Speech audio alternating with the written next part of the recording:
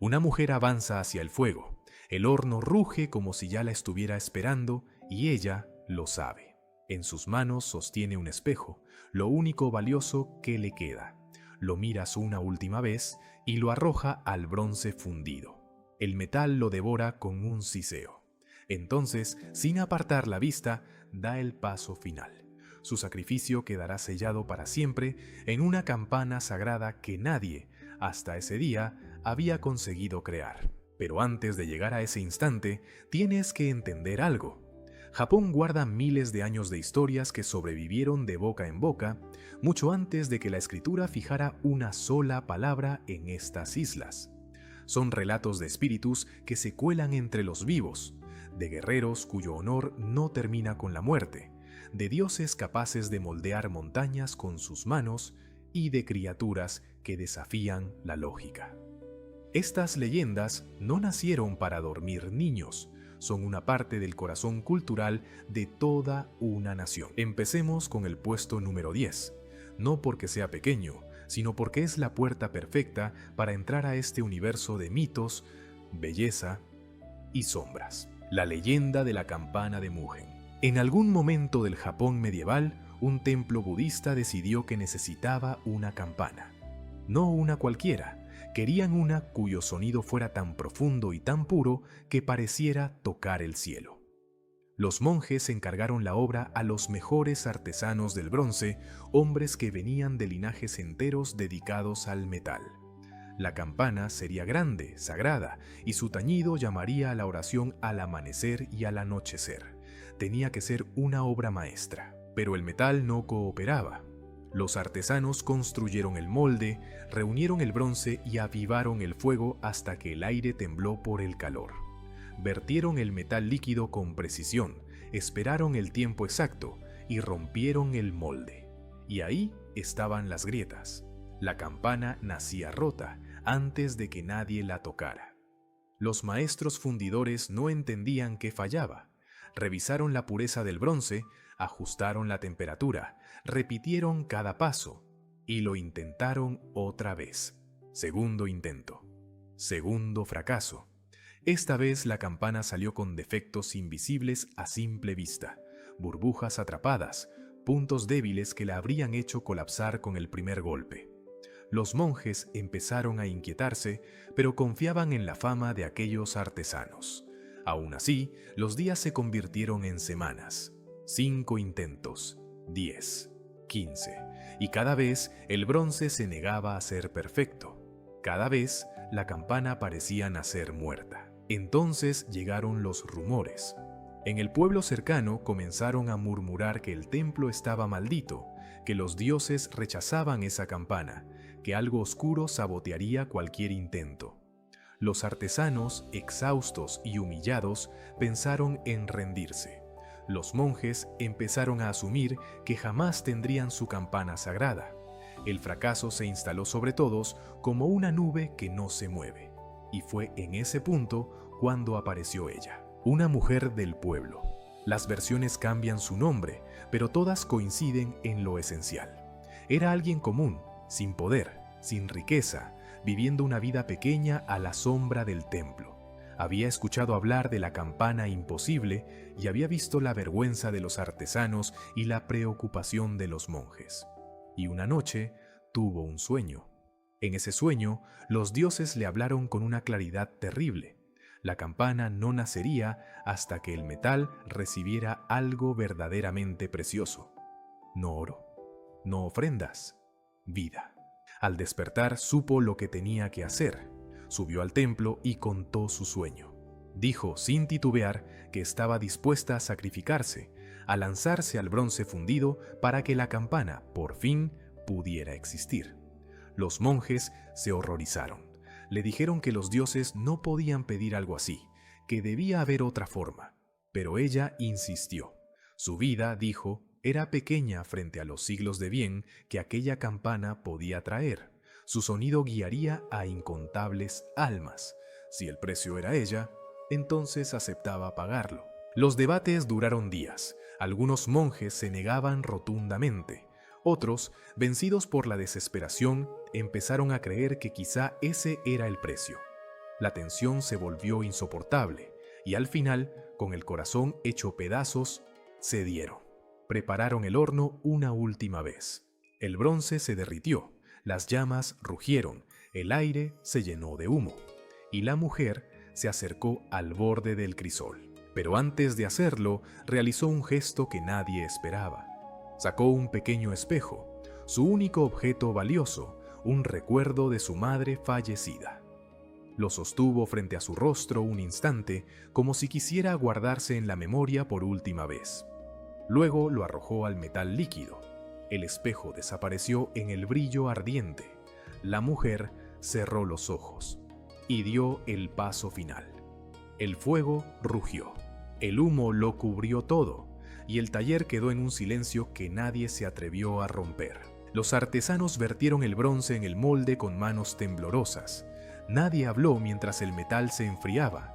Nadie durmió esa noche, y al amanecer, cuando por fin rompieron el molde, ahí estaba, la campana perfecta, sin grietas, sin burbujas, sin una sola falla. El bronce parecía tener luz propia. Un monje, casi sin respirar, la golpeó suavemente con el mazo, y el sonido que salió fue tan claro y tan profundo que muchos cayeron de rodillas con lágrimas en el rostro. La campana de Mugen no resonaba solo por su tamaño o por la pureza del metal. Tenía algo más, una cualidad que parecía tocar el pecho de quien la escuchaba, como si el sonido llegara directo al alma. Los monjes decían sentir la presencia de la mujer en cada vibración, en cada eco, que su sacrificio no terminó en el fuego, sino que se transformó en permanencia. Ella vivía en el bronce, y su voz llamaba a los fieles cada mañana y cada noche, siglo tras siglo. Con el tiempo, esta leyenda se volvió símbolo de una idea fundamental en la cultura japonesa, que el sacrificio personal puede transformarse en belleza duradera. Que entregar algo de uno mismo por un propósito mayor no siempre es una tragedia, sino una forma de sentido. Esa idea atraviesa siglos, desde el espíritu del Bushido hasta el modo en que muchas historias japonesas entienden el deber. Y lo más inquietante es esto: la mujer no era una diosa, no era una heroína elegida por nacimiento. Era alguien común que decidió volverse extraordinaria con un acto de voluntad absoluta. Por eso, aunque esté en el puesto número 10, esta leyenda abre el ranking de la mejor manera, porque marca el tono de todo lo que viene después. Las historias japonesas no siempre te dan finales fáciles ni héroes invulnerables. Te dan decisiones imposibles, te muestran el costo real, y luego te enseñan algo todavía más poderoso: que una pérdida a veces puede convertirse en algo que desafía al tiempo. La próxima vez que escuches una campana de templo en Japón, o incluso en una escena de anime que use ese sonido para marcar un momento solemne, recuerda esta historia. Piensa que detrás de un tañido limpio y hermoso podría existir el eco de un sacrificio que nadie debería hacer, pero que alguien eligió hacer. Porque eso es lo que el folclore japonés hace como pocas tradiciones. Convierte ideas inmensas del espíritu humano en imágenes tan concretas que se quedan contigo para siempre. Así comienza nuestro viaje por las 10 leyendas más fascinantes de Japón: una mujer, un espejo y una campana que nunca dejará de cantar. Y esto es apenas el inicio. Antes de seguir con la siguiente leyenda, quiero pedirte algo. Si este recorrido por la mitología japonesa te está atrapando, ayúdanos a seguir creando contenido así. La mayoría de quienes ven nuestros videos todavía no están suscritos, y tu suscripción realmente hace la diferencia. Nos permite investigar, escribir y narrar estas historias con el tiempo y el cuidado que merecen. En un mundo de videos rápidos, apoyar historias largas y profundas es una forma de decir: esto vale la pena. Suscríbete al Club Mitológico y ayúdanos a mantener vivas estas leyendas. Ahora sí, continuemos. Te prometí 10 leyendas y apenas hemos rozado la superficie de este universo. Un pescador regresa a su aldea después de lo que para él fueron apenas 3 días fuera. Pero su casa ya no está. Los rostros que conocía han desaparecido. y cuando pregunta por su familia, nadie reconoce esos nombres, porque no pasaron 3 días, pasaron 300 años. Esta es la historia de Urashima Taro, y ocupa el puesto número 9 en nuestro ranking. No por falta de impacto, sino porque su mensaje, aunque devastador, es íntimo, personal. Una advertencia sobre el precio de abandonar tu lugar en el mundo, sobre cómo el tiempo no espera a nadie, ni siquiera a quien visita palacios de dioses bajo el mar. Urashima Taro era un joven pescador de una aldea costera. Su vida seguía el ritmo de las mareas. Salía al amanecer, lanzaba las redes, recogía lo que el océano quisiera darle y regresaba al atardecer. No era rico, pero tampoco pasaba hambre. No era famoso, pero era respetado por su habilidad y por su buen corazón. Era, en pocas palabras, un hombre común viviendo una vida común en un Japón donde todavía se creía que lo invisible caminaba cerca de lo cotidiano. Un día, al regresar a la playa arrastrando su barca sobre la arena, Urashima oyó risas y gritos infantiles. Se acercó y vio a un grupo de niños rodeando algo en la orilla. Cuando se abrió paso entre ellos, lo entendió. Una tortuga marina había quedado varada. La golpeaban con palos, la volteaban sobre el caparazón para verla luchar por darse la vuelta y le arrojaban piedras mientras se reían. La tortuga, herida y fuera de su elemento, lo miró con unos ojos antiguos en los que había más tristeza que miedo. Algo se retorció en el pecho de Urashima. Les gritó que se detuvieran, pero los niños se burlaron. Es solo una tortuga vieja, nadie la va a extrañar. Urashima abrió su bolsa y sacó las monedas que había ganado esa mañana vendiendo pescado. Se las ofreció a cambio de que la dejaran ir. Los niños, encantados con la idea de cobrar por una crueldad, tomaron el dinero y salieron corriendo hacia el pueblo, riéndose como si nada importara. Urashima se arrodilló junto a la tortuga. Con cuidado, la levantó y caminó hacia el agua, sintiendo su peso en los brazos. Cuando las olas tocaron su caparazón, la criatura pareció recuperar la vida. Él la soltó suavemente y la tortuga nadó hacia mar adentro. Pero antes de desaparecer bajo las olas, se detuvo un instante. Giró la cabeza y lo miró, como si estuviera grabando su rostro. Luego se sumergió.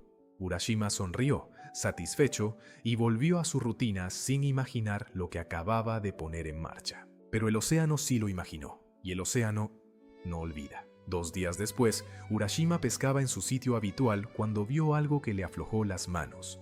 Una tortuga gigantesca emergió junto a su barca, tan enorme que su caparazón parecía el techo de una casa. Pero no fue el tamaño lo que lo dejó sin aliento, fue la voz, porque la tortuga habló. Dijo que era la misma criatura que él había salvado, y que en realidad era mensajera del Palacio del Dragón, el reino submarino de Ryujin, el dios dragón del mar, y traía una invitación. La princesa Otohime quería conocer al humano que había mostrado compasión. Urashima pensó que deliraba, tal vez el sol, tal vez el cansancio. Pero cuando la tortuga le ofreció su caparazón como transporte y le prometió traerlo de vuelta sano y salvo, algo dentro de él decidió creer. Quizá fue curiosidad, quizá el hastío de una vida que se repetía con la exactitud de las mareas, o quizá, en el fondo, Urashima Taro siempre había querido algo más que redes, peces y el mismo horizonte. Subió al caparazón y se aferró mientras la tortuga se hundía bajo las olas. El descenso fue una eternidad y un instante a la vez. Urashima cerró los ojos, convencido de que se ahogaría. Pero el agua no entró en sus pulmones. Respiraba como si aún estuviera en la superficie. Cuando por fin se atrevió a mirar, vio maravillas imposibles. Peces del tamaño de ballenas deslizándose en formaciones perfectas, jardines de coral que brillaban con luz propia, colores que su lengua jamás había nombrado. Y al fondo, más abajo de lo que un humano había soñado, se alzaba el Palacio del Dragón. No era un edificio, era una ciudad entera de jade, coral y perlas, con torres que subían como dedos gigantes hacia la superficie, como si quisieran tocar el sol. Todo brillaba, paredes, corredores, ventanales. Criaturas marinas de todas las formas imaginables nadaban entre los pasillos como si fueran ciudadanos. La tortuga condujo a Urashima a través de portales decorados con dragones tallados en piedra viva hasta llegar a un salón central tan vasto que él no alcanzaba a ver el techo. Y allí estaba ella, la princesa Otohime, hermosa de un modo que dolía mirar, como si la belleza misma hubiera tomado forma por un instante. Su piel tenía un brillo nacarado, su cabello flotaba a su alrededor como algas en una corriente suave. Cuando sonrió, Urashima sintió que el corazón se le detenía un segundo. Otohime le agradeció su bondad. Le dijo que los actos de compasión eran raros en el mundo de arriba, donde muchos humanos tomaban del mar sin ofrecer nada a cambio, y quiso honrarlo con un banquete. Lo que siguió fue un lujo que Urashima jamás habría imaginado. Las mesas se llenaron como por arte de magia. Manjares del mar, algas con sabores desconocidos, frutas que no crecían en ninguna tierra. Músicos tocaban instrumentos nacidos de conchas y huesos de ballena, y el sonido era tan hermoso que a Urashima se le escaparon lágrimas sin entender por qué. Otohime se sentó a su lado, le habló del reino submarino y le mostró tesoros acumulados por milenios. Y mientras reían, mientras los días se deslizaban en ese lugar sin reloj, Urashima empezó a olvidar que arriba existía una casa esperándolo. Entonces la princesa le pidió que se quedara. Le dijo que podía vivir allí para siempre, que nunca le faltaría nada, que sería honrado como el humano que salvó a una mensajera de Ryujin. Urashima la miró a los ojos y aceptó. Se quedó un día, luego otro, y otro más. En el Palacio del Dragón el tiempo no fluía como en la superficie. No había amaneceres que marcaran las horas, ni estaciones que cambiaran el mundo. Solo existía el ahora. Un ahora dorado donde nada envejecía y nada parecía terminar. Pero con el tiempo, si es que esa palabra aplicaba allí, algo empezó a crecer dentro de Urashima, una astilla de inquietud. Pensó en su madre, que se preocuparía por su ausencia, en su padre, que se preguntaría dónde había ido su hijo, en los amigos del puerto, en las voces conocidas. La culpa se fue volviendo más pesada, día tras día, hasta que por fin se lo dijo a Otohime. Necesitaba volver, aunque fuera un momento, solo para que su familia supiera que estaba vivo. Otohime le acarició el rostro. Sus ojos, siempre cálidos, se llenaron de una tristeza antigua. Le dijo que si deseaba irse, no lo detendría. El amor verdadero no encierra a nadie. Pero también lo advirtió. El tiempo en el Palacio del Dragón no era el mismo tiempo que en la superficie. Para él habían pasado 3 días. Arriba podía haber pasado mucho más. Urashima no entendió del todo, pero asintió. Entonces ella le entregó una pequeña caja lacada, decorada con olas y dragones. Le hizo prometer que nunca, bajo ninguna circunstancia, la abriría. Mientras permaneciera cerrada, estaría protegido. Urashima prometió, la guardó y volvió a subir al caparazón de la tortuga. El ascenso fue rápido. Cuando emergió y la tortuga lo dejó en la playa, Urashima respiró el aire salado con alivio. Miró hacia la costa esperando ver su hogar, el humo de las chimeneas, los caminos de siempre. Pero algo no encajaba. La playa era la misma, las rocas seguían donde debían. Y aún así, el pueblo era distinto. Casas nuevas y viejas a la vez, estilos que él no reconocía. Urashima caminó hacia la aldea con el corazón golpeándole el pecho. Nadie lo reconoció. Todos los rostros eran extraños. Detuvo a un anciano y le preguntó por su familia, por los Taro que vivían cerca del puerto. El hombre frunció el ceño, buscó en su memoria y al final dijo que había oído historias sobre ese nombre, pero eran historias antiguas, de hacía siglos. Hablaban de un pescador que se internó en el mar y nunca regresó. Su familia lo lloró, levantó un pequeño altar, y con el tiempo, incluso ese recuerdo se fue borrando. Urashima cayó de rodillas en mitad de la calle. 300 años. Todo lo que había amado se había convertido en polvo mientras él reía en un palacio bajo las olas.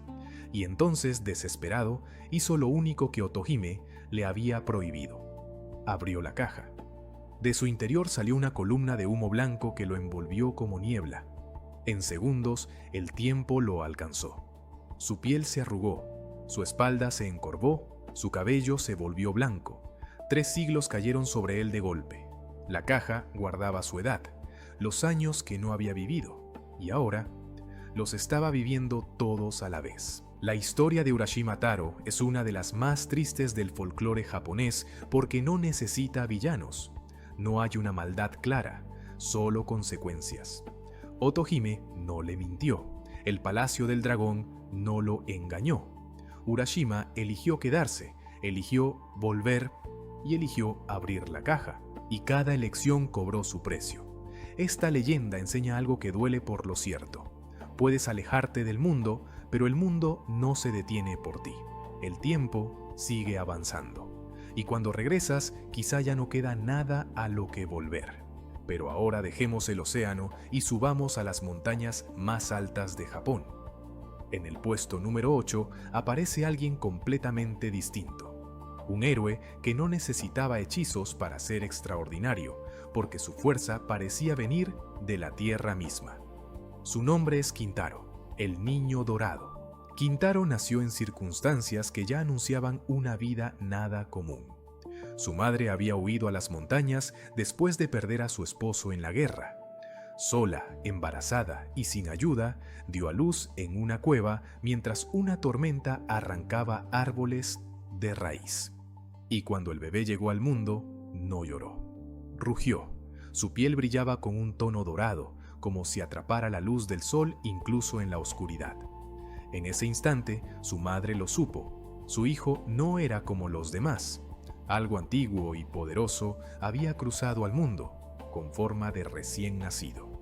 Pero en esas montañas no estaban solos. Había alguien más. Una anciana a la que las leyendas llaman Yama-uba, la bruja de la montaña. Los aldeanos del valle la temían, decían que devoraba viajeros perdidos, que dominaba a los animales salvajes con la mirada y que conocía secretos que no le pertenecen a los humanos. Sin embargo, cuando encontró a la madre y al bebé dorado en aquella cueva, algo cambió. Su dureza se ablandó, ayudó a la madre a recuperarse, les dio refugio y terminó convirtiéndose en la maestra de Kintaro. Le enseñó a sobrevivir, a entender a las bestias y a dirigir esa fuerza imposible que ya corría por su sangre. Kintaro creció en las montañas como ningún niño antes. A los 5 años levantaba rocas del tamaño de un hombre. A los 7 derribaba árboles con las manos para construir refugios. A los 10 se enfrentaba a osos y ganaba. Pero no los mataba. Los vencía en combates limpios, cuerpo a cuerpo, hasta que la bestia se rendía y lo aceptaba. Los animales lo seguían sin miedo. Ciervos comían de su mano, lobos dormían a sus pies. Y los osos que había derrotado se volvieron sus compañeros más fieles, guardianes enormes y peludos que lo acompañaban a todas partes. Pero su fuerza no era solo física, era también de espíritu.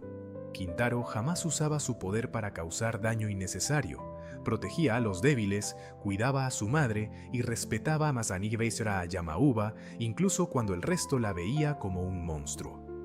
Si un viajero se perdía en la niebla, él lo guiaba de vuelta. Si un derrumbe amenazaba al valle, movía rocas con sus propias manos para abrir un camino. Con el tiempo, se volvió una leyenda viviente. El Niño Dorado, mitad humano y mitad algo más grande, y todos intuían lo mismo: su destino no estaba hecho para quedarse allí para siempre. Un día, un samurái llegó a esas montañas. No era cualquiera, era Minamoto no Yorimitsu, uno de los guerreros más célebres de Japón. Había oído rumores del niño de fuerza sobrehumana y quiso verlo con sus propios ojos. Y cuando encontró a Kintaro demostrando su poder junto a un oso enorme, Yorimitsu entendió que estaba ante algo irrepetible.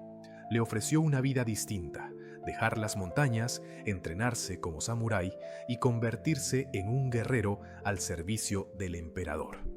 Kintaro miró a su madre, miró a Yamauba y luego miró el hogar que lo había criado, y aceptó, porque sabía que su fuerza estaba hecha para algo más grande. Bajo el entrenamiento de Yorimitsu, Kintaro se convirtió en Sakata no Kintoki, uno de sus legendarios guardianes celestiales. Luchó en incontables batallas y derrotó Oni que aterrorizaban regiones enteras. La fuerza que había nacido salvaje en las montañas se volvió técnica, precisión, arte marcial. Y aunque terminó siendo temido por los enemigos del emperador, nunca olvidó lo que aprendió en su infancia. El verdadero poder no existe para destruir, sino para proteger. La leyenda de Kintaro enseña que la fuerza sin disciplina se desperdicia, pero también que la disciplina por sí sola no crea grandeza. Nos recuerda que un origen humilde no dicta tu destino. Un niño nacido en una cueva puede convertirse en guardián de un imperio, y también deja una idea incómoda, pero hermosa. A veces los mejores maestros tienen el rostro de aquello que otros temen. Por eso, Kintaro ocupa el puesto número 8. No porque sea menor, sino porque es una historia íntima, el retrato de una grandeza individual que ha inspirado a generaciones. Una anciana encuentra un durazno flotando en el río, pero no es un durazno común, es enorme, del tamaño de una roca y brilla como si guardara luz dentro. Esa noche, ella y su esposo lo abren, y de su interior emerge un niño, gritando con una fuerza que hace vibrar las paredes de su humilde casa. Ese niño se convertirá en el héroe más famoso del folclore japonés. Esta es la historia de Momotaro, el niño del durazno, y ocupa el puesto número 7 en nuestro ranking. Se ha contado durante siglos en todo Japón, en casas, en escuelas, en teatro y hoy también en manga y anime. Es el molde del héroe japonés, humilde al nacer, valiente por elección, dispuesto a hacer lo correcto aunque le cueste caro. Pero lo que vuelve especial a Momotaro no es solo su coraje, es que no enfrenta el mal en soledad, porque en estas historias, incluso el héroe más grande entiende que la fuerza real nace de la comunidad. Hace muchísimo tiempo, una pareja de ancianos vivía en una aldea remota entre montañas. No tenían hijos, llevaban décadas pidiendo a los dioses un heredero que los cuidara en la vejez y continuara su nombre, pero el cielo parecía guardar silencio. El anciano sobrevivía cortando leña, la anciana lavaba ropa en el río para otras familias. Tenían poco, pero se tenían el uno al otro. Y aún así, en secreto, ambos soñaban con oír risas infantiles llenando su casa vacía. Una mañana, mientras la anciana lavaba ropa como siempre, vio algo extraño flotando corriente abajo. Al principio creyó que era una roca teñida por el musgo, pero cuando se acercó, lo vio bien. Era un durazno gigantesco, perfecto, más grande que su propia cabeza y tan brillante que parecía hecho de luz solidificada. No era época de duraznos, y ningún durazno debería flotar así en un río de montaña. Aún así, allí estaba, girando lentamente, como si hubiera venido a buscarla. La anciana extendió su red y atrapó el durazno antes de que siguiera de largo. Era pesado, demasiado pesado para una fruta, y al tocarlo sintió calor, como si algo vivo palpitara bajo esa piel aterciopelada. Confundida y emocionada, lo envolvió en su ropa y regresó a casa tan rápido como sus piernas se lo permitieron. Cuando su esposo lo vio, abrió los ojos como si estuviera mirando un mensaje del cielo. Ambos lo supieron. Aquello no era normal. Los dioses, por fin, les habían enviado algo, aunque aún no sabían qué. Esa noche, después de cenar, decidieron abrirlo. El anciano tomó su mejor cuchillo, el que usaba para tallar madera, y apoyó la hoja sobre la fruta. Pero antes del primer corte, el durazno tembló. Luego brilló, y con un sonido como trueno lejano, se partió solo en dos. De su interior salió un bebé, un niño humano perfectamente formado, llorando con pulmones tan fuertes que hicieron vibrar los platos. Los ancianos cayeron de rodillas llorando. Sus oraciones habían sido escuchadas, no de la forma que imaginaban, sino de una forma mucho más maravillosa. Lo llamaron Momotaro, el niño del durazno. Y desde el primer día fue evidente que no era un niño común. Crecía más rápido, era más fuerte, más despierto, más valiente. A los 5 levantaba sacos de arroz que a un adulto le costaba mover. A los 10 partía leña con las manos. Y a los 15 ya caminaba con una presencia que hacía que la gente se detuviera a mirarlo. Pero lo que más importaba era su corazón. Amaba a los ancianos que lo criaron como si fueran su sangre. Y cuando escuchó que demonios estaban aterrorizando su aldea, y muchas otras, decidió que había llegado la hora de actuar. Los Oni vivían en una isla lejana, perdida en el mar. Demonios de piel roja o azul, cuernos curvos, colmillos sobresaliendo de bocas feroces y fuerza suficiente para arrancar árboles. Atacaban aldeas costeras sin aviso, robaban tesoros, secuestraban gente y dejaban ruinas tras de sí. Los samuráis llevaban años intentando detenerlos y fracasaban una y otra vez. Eran demasiados, demasiado salvajes, demasiado fuertes. Pero Momotaro no era un guerrero ordinario. Había nacido de un durazno enviado por los dioses, y para él eso significaba una misión. Les dijo a sus padres adoptivos que viajaría a la isla de los Oni para terminar con su reinado de terror. La anciana lloró y le suplicó que no fuera. El anciano intentó convencerlo. Era una locura enfrentar a una horda de demonios, solo. Pero Momotaro ya había decidido. Al ver que no podía detenerlo, su madre adoptiva preparó el mejor regalo que podía darle. Kibidango, bolitas de mijo hechas con su amor y sus oraciones. Son los mejores del mundo, le dijo, y te darán la fuerza que necesitas. Momotaro tomó la comida, abrazó a sus padres por última vez y partió hacia el mar. En el camino, 3 encuentros lo cambiaron todo. Primero apareció un perro en el sendero. No era un perro cualquiera, grande como un lobo, con ojos tan inteligentes que parecía comprender cada palabra. Le preguntó a dónde iba con esa determinación. Cuando Momotaro explicó su misión, el perro ofreció unirse a cambio de un kibidango. Momotaro aceptó, y así obtuvo a su primer compañero, leal hasta el final. Más adelante, un mono saltó desde un árbol y aterrizó frente a ellos. Era rápido, ágil, astuto. Podía moverse por el bosque como si el mundo estuviera hecho para sus manos. Al oír sobre la isla y los Oni, también quiso unirse. También pidió un kibidango. Momotaro compartió su comida y el mono se sumó a la marcha. Ya eran 3, el héroe, el perro y el mono. Y por último, cuando el aire ya olía a sal, un faisán descendió desde las nubes. Sus plumas parecían pintadas con todos los colores del arco iris y su grito podía escucharse a kilómetros. También conocía la reputación de los Oni. También quería verlos caer. Y también pidió un kibidango. Momotaro le dio el último. Con eso, el grupo quedó completo. 4 aliados contra una isla de demonios. Las probabilidades no estaban a su favor, pero tenían algo que los Oni no tenían: unidad, propósito y el vínculo de una comida hecha con amor. Construyeron una balsa y navegaron hacia la isla de los Oni.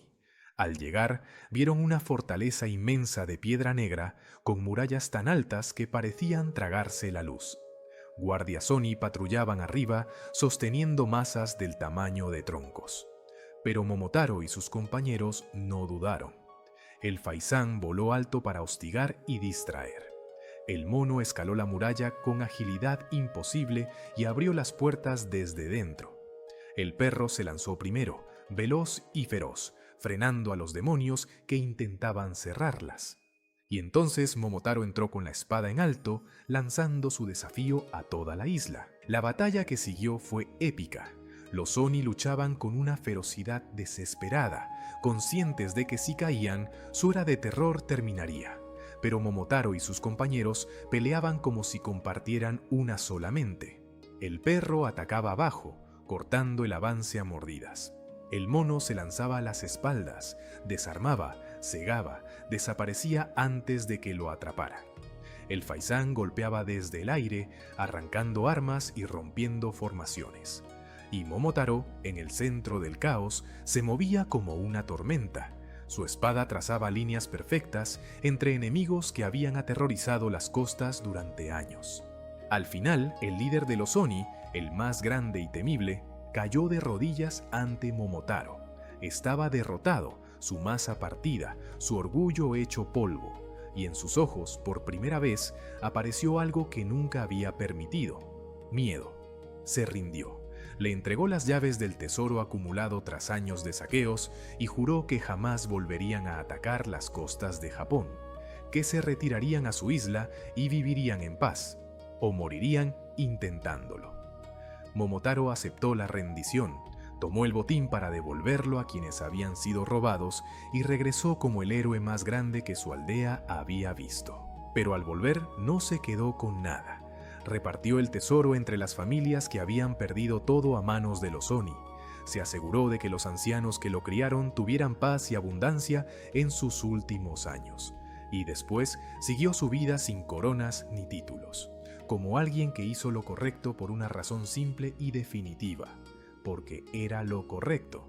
La historia de Momotaro enseña que el coraje no es la ausencia de miedo, sino la decisión de avanzar con miedo.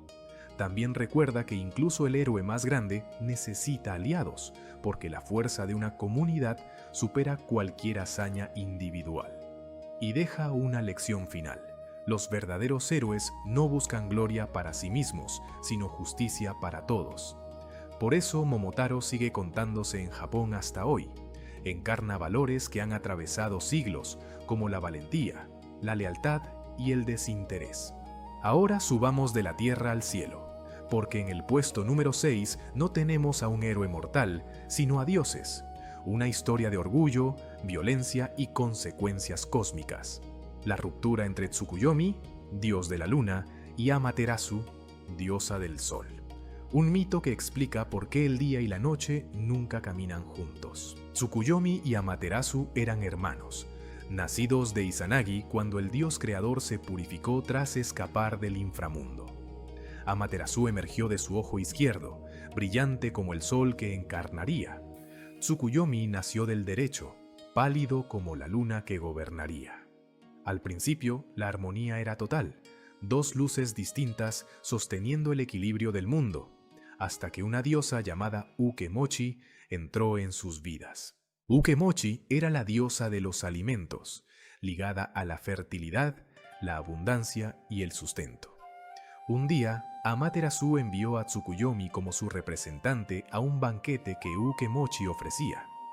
Él aceptó esperando una ceremonia divina como cualquier otra, pero lo que presenció lo llenó de un rechazo tan profundo que terminó alterando el orden del cosmos. Cuando Ukemochi presentó la comida, no la trajo de cocinas ni graneros. La creó de su propio cuerpo, alimentos que surgían de ella misma como un milagro de abundancia. Para Ukemochi era un don sagrado, para Tsukuyomi fue una ofensa. Donde ella veía sustento, él vio impureza. La repulsión se le convirtió en ira, y sin dominarse, desenvainó su espada y la mató en pleno banquete. Y entonces ocurrió lo impensable. De la muerte de Ukemochi brotó vida. De su cuerpo surgieron animales y cultivos, dones que alimentarían a los humanos. Los dioses recogieron esas bendiciones y las llevaron a la tierra, asegurando el sustento del mundo. Pero el precio fue brutal: la vida de una diosa convertida en cosecha. Cuando Amaterasu supo lo que su hermano había hecho, su furia fue más intensa que su propia luz. Amaterasu confrontó a Tsukuyomi, lo llamó asesino, le reprochó haber matado a una diosa por un capricho, manchando el honor de su linaje divino. Tsukuyomi intentó justificarse, pero Amaterasu no aceptó excusas. Declaró que jamás volvería a mirar su rostro. Desde ese día, el sol y la luna caminarían por senderos separados. Cuando ella reinara, él se ocultaría. Cuando él emergiera, ella se retiraría. Y así, en el cielo, nació la separación eterna entre día y noche. Pero la historia no termina ahí. El dolor de Amaterasu fue tan profundo que tomó una decisión capaz de destruir el mundo. se encerró en Ama-no-Iwato, la cueva celestial, y selló la entrada con una roca imposible. Y cuando la diosa del sol se escondió, el sol desapareció. El mundo quedó atrapado en una noche interminable. Los cultivos se marchitaron, los animales se desorientaron y los humanos temblaron detrás de puertas cerradas. En esa oscuridad, los espíritus malignos se hicieron más fuertes. Los dioses entraron en pánico. Le rogaron, le hicieron ofrendas, prometieron compensarla.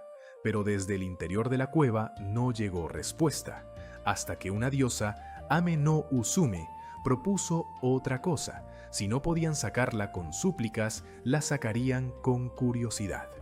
Organizó una fiesta frente a la entrada. Los dioses tocaron música, rieron, celebraron como si el mundo no estuviera muriendo. Y entonces Ame-no-Usume empezó a bailar. No fue un baile cualquiera.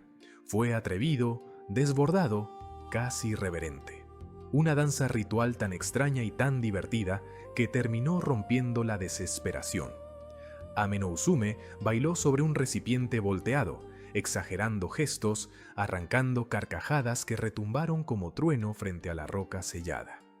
Dentro de la cueva, Amaterasu escuchó esa risa y no lo entendió. ¿Cómo podían celebrar si el mundo estaba a oscuras?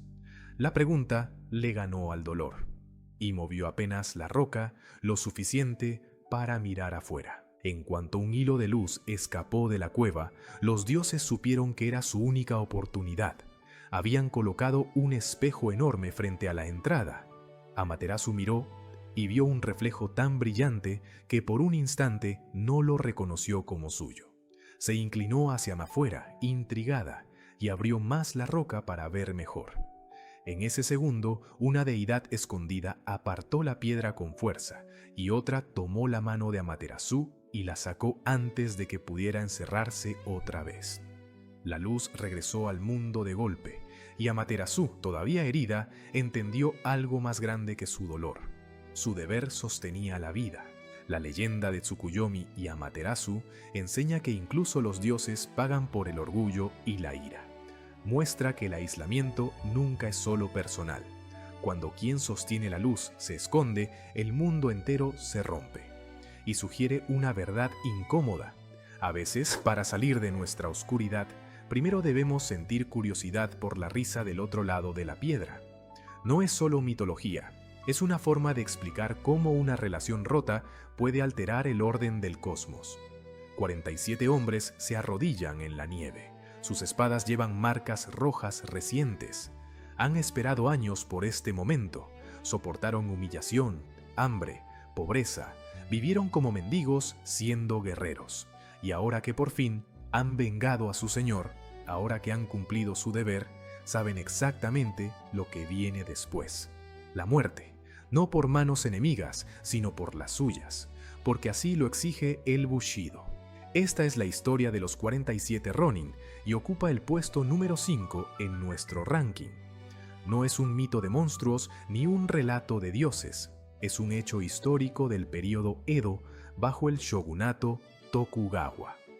Pero con los siglos se volvió algo más que historia, el símbolo definitivo de la lealtad samurái, de un honor que se considera más valioso que la vida. Es la historia de hombres que eligieron morir de la manera correcta antes que vivir en vergüenza. Todo comenzó con un insulto, y con la corte. Asano Naganori, daimyo de Ako, fue convocado a Edo para participar en ceremonias de alto protocolo. A él y a otros señores se les encargó recibir a emisarios imperiales, un honor enorme y una trampa de etiqueta. Un error podía destruirte.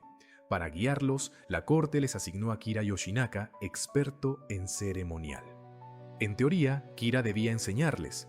En la práctica, era un hombre que esperaba regalos y sobornos de quienes dependían de su instrucción. Asano era un hombre de principios. Cuando Kira insinuó, y luego exigió, obsequios extravagantes a cambio de su ayuda, Asano se negó. No por falta de recursos, sino porque consideraba que Kira ya era pagado por el shogun. No debía cobrar de nuevo. Kira, herido en su orgullo, decidió castigarlo donde más dolía, en público. Empezó a humillarlo, a sabotearlo, a empujarlo hacia errores vergonzosos frente a toda la corte, gota a gota, día tras día. La tensión creció durante semanas. Asano aguantó insulto tras insulto, tropiezo tras tropiezo, sabiendo que lo estaban empujando al abismo, sin poder demostrarlo, hasta que el 14 de marzo de 1700, algo se rompió. En el interior del castillo de Edo, en pleno corazón del poder, Asano perdió el control, desenvainó su espada corta y atacó a Kira, hiriéndolo sin lograr matarlo. Pero el daño real no fue la herida, fue el acto. Había sacado un arma dentro del castillo del shogun, y eso, en ese mundo, era una sentencia. El shogun Tokugawa Tsunayoshi actuó sin demora. Ordenó que Asano cometiera seppuku ese mismo día. No hubo juicio, no hubo investigación sobre provocaciones. La ley del shogunato era clara. Rompiste la norma, pagas con la vida. Asano aceptó la sentencia sin protestar. Esa tarde, en el jardín de la mansión donde lo retenían, se arrodilló sobre un tatami blanco y tomó el tanto ceremonial. Murió como debía morir un samurái, pero dejó algo más atrás. Dejó a sus hombres sin señor. Y ese vacío encendería una de las historias más famosas de Japón. Cuando un daimyo moría sin heredero o caía en desgracia, sus samuráis perdían el estatus de inmediato. Se convertían en ronin, guerreros sin amo, hombres a la deriva en una sociedad donde tu identidad dependía de a quién servías. Los hombres de Asano fueron despojados de títulos, tierras y salario. La mayoría se dispersó buscando trabajo, nuevos señores o una vida distinta. Pero 47, liderados por Oishi Yoshio, el antiguo chambelán de Asano, tomaron otra decisión. Para ellos, su señor no había caído, había sido empujado, y juraron vengarlo, costara lo que costara. Pero el obstáculo era enorme. Kira seguía vivo, protegido y paranoico. Sabía que la venganza era posible. Aumentó la guardia, reforzó su mansión y llenó Edo de ojos y oídos, espías atentos a cualquier movimiento de los antiguos hombres de Ako. Un ataque frontal habría sido un suicidio antes de cruzar la puerta, así que Oishi diseñó un plan que no se medía en días, sino en años. Un plan para engañar a toda la ciudad y convencer a Kira de que los ronin se habían rendido por completo. Oishi y sus hombres se dispersaron. Dejaron de parecer samuráis. Oishi se mudó a Kioto y representó el papel más humillante posible. Bebía, frecuentaba casas de placer, se mostraba como un borracho derrotado, un hombre que había perdido el honor y la dirección. Se separó de su esposa para protegerla de lo que venía. Se alejó de su familia. Se dejó ver en la calle, convertido en un espectáculo triste. Los espías de Kira informaron lo que él quería escuchar, que el gran Oishi ya no era peligroso. Y otros ronin hicieron lo mismo. Se disfrazaron de mercaderes, carpinteros o monjes, soportando la pobreza y el desprecio de quienes los llamaban cobardes por olvidar el bushido. Pero era teatro. En secreto, los 47 se comunicaban con mensajes codificados. Reunían información sobre la mansión de Kira, guardias, turnos, accesos, rutinas. Compraban armas y armaduras pieza por pieza en lugares distintos para no levantar sospechas. Y esperaron. Un año, luego otro. La paciencia era tan parte del plan como el acero. Necesitaban que Kira creyera de verdad que la venganza había muerto. Y con el tiempo, Kira se relajó. Redujo la seguridad. Volvió a sentirse a salvo. La noche del 14 de diciembre de 1702, casi 2 años después de la muerte de Asano, los 47 ronin se movieron. Esperaron una nevada fuerte. Querían que la nieve apagara el sonido de sus pasos y cerrara los ojos de los guardias. Se reunieron en silencio, se colocaron las armaduras ocultas durante meses y marcharon hacia la mansión como sombras disciplinadas. Se dividieron en 2 grupos. Uno tomaría la entrada principal, el otro la trasera. Para Kira no habría salida, para ellos no habría segunda oportunidad. El asalto fue rápido y metódico. No eran una turba, eran profesionales ejecutando un plan ensayado hasta el último gesto. En minutos superaron a los guardias. Algunos huyeron, otros cayeron luchando. Los Ronin avanzaron habitación por habitación, registrando el laberinto de pasillos, buscando a Kira en medio del caos. Encontraron sirvientes escondidos, visitantes temblando, hombres suplicando, pero no a Kira, y por un instante la idea imposible los rozó. Y se había escapado, hasta que uno de ellos reparó en un cobertizo del jardín, usado para guardar carbón. Algo en su instinto lo obligó a revisar, apartó sacos, palpó las paredes y encontró una puerta oculta. Detrás, temblando en la oscuridad, estaba Kira. Tenía unos 70 años y llevaba solo una túnica blanca de dormir. Cuando lo sacaron al jardín nevado, entendió que el final había llegado. Le ofrecieron una salida honorable, morir como samurái con el ritual. Pero el miedo lo paralizó. No pudo ni sostener la daga. Entonces Oishi, el hombre que había soportado 2 años de vergüenza a propósito, alzó su katana y ejecutó un solo corte limpio. Tomaron la cabeza de Kira y marcharon por Edo en plena noche, mientras la nieve seguía cayendo. La gente abría puertas y asomaba el rostro para ver pasar a esos 47 hombres, cubiertos de hielo y agotamiento, caminando con la calma de quien ha cumplido un juramento. Llegaron al templo Sengakuji, donde descansaba Asano. Allí colocaron la cabeza frente a la tumba de su señor. Oishi se arrodilló y habló como si Asano pudiera oírlo. La deuda estaba saldada, el honor restaurado. Luego se entregaron. Sabían que ante la ley lo que habían hecho era ilegal. La venganza privada estaba prohibida, pero también sabían que el país los vería como otra cosa. El shogun Tsunayoshi enfrentó un dilema. Si los castigaba como criminales comunes, ofendía el ideal samurái. Si los perdonaba, debilitaba la autoridad del shogunato. Era una decisión política y moral.